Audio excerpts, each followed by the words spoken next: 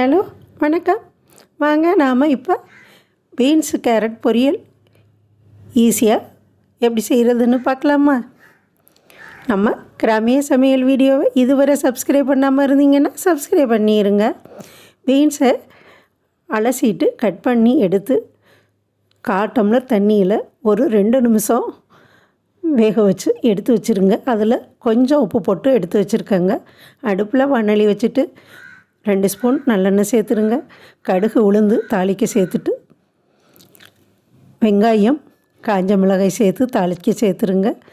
அதை வதக்கிட்டு நறுக்கி வச்ச கேரட்டு சேர்த்து அந்த கேரட்டுக்கு தகுந்த உப்பு சேர்த்து ஒரு 2 நிமிஷம் கிளறிட்டு நாம் வேக வச்சு எடுத்த பீன்ஸையும் சேர்த்து நல்லா கிளறிட்டு அரைவேக்காடு தாங்க பீன்ஸ் வெந்திருக்கணும். அப்போ தான் கலர் மாறாமல் ரெண்டும் சேர்ந்துடும் போது சூப்பர் டேஸ்ட்டாக இருக்கும். தேங்காய் சேர்த்து இறக்க வேண்டியதான்.